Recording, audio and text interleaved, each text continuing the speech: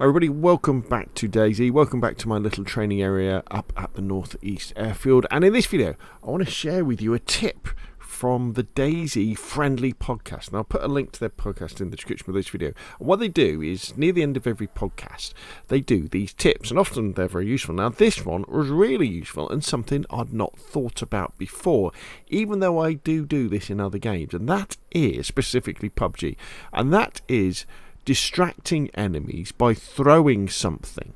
Okay, I don't want to give it away till I finish. So let's imagine, right, we're in this house here. Okay, and let's go upstairs. All right, and we're in a situation. Either, okay, so there's one or two situations here. Either we're upstairs and we've heard someone come downstairs and we've heard them stop, so we're pretty sure they know we're here. Okay, or you're the person who's downstairs and you've come in and you've heard someone upstairs. Okay? And if you're the downstairs person, you're like, ooh, and you're thinking about pushing this person who's upstairs. And if you're the upstairs person, you're thinking, how do I get out of this? Alright? Now, what I want you to do is, when I say so, I just want you to close your eyes and listen. You may need to turn up the volume a little bit for this. Okay, so close your eyes now and listen and think about, if you were in either of those situations and you heard this noise, how you might react. So close your eyes now and just listen carefully. Okay, keep those eyes closed. Keep listening. And listen to this as well.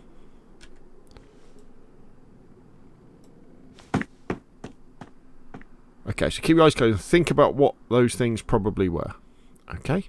Okay, so open your eyes now. Now, what I did there was I threw... What do you think I threw on those two occasions? If you said a grenade, you'd be right. But only partially, because I didn't only just throw a grenade, I threw a pear. Alright? And the sound of throwing a piece of fruit and quite a few other things in PUBG, in DayZ, sounds very, very similar to how it sounds throwing a grenade. So let's do that. Oh no, we don't want to eat it, we want to throw it. There's the pear.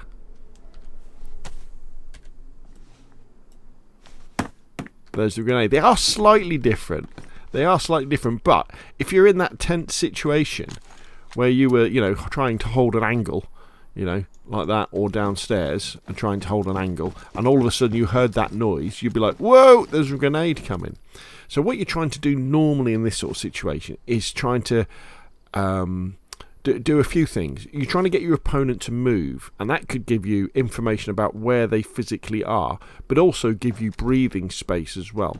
So for example, say you wanted to push up here, okay, and of course if you had a grenade, you'd throw a grenade, didn't you? We're talking about in situations where you haven't got a grenade, but you want to make your opponent move. This is where you could use, you could use the throw mechanic. He said you've got to have enough room to throw it, haven't you? You've got a third person. You've got to have enough room to throw it, and then sometimes you can get stuff to go through these. Let's see if I can get it to go through. No, I didn't. Oh, see how far they go. That's brilliant, isn't it?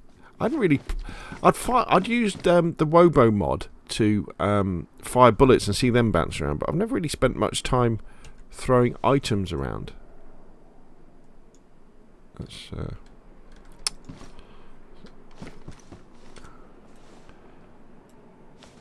but if you heard that and you were in that room, if you saw the pear running, you might fly in, you might go, haha, that's a pear fool, and then run out and try and shoot the person before they change to their weapon. But you might not know, so a couple of things might happen.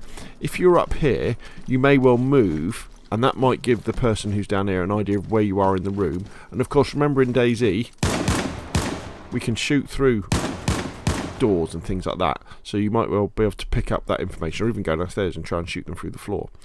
Or if you're up here and you're thinking, I just want to get on with this, you could throw that pear or an apple or something like that down the stairs, if you don't try and eat it first. And that could make them, you know, move, and that gives you information about where they are, or just some breathing space in order to run down and take them off. So, or take them out even. So yeah, so how cool is that? And there's loads of things that make a noise similar to. So this is a pumpkin slice. I keep going to eat it. Similar. What we got here? Piece of chicken.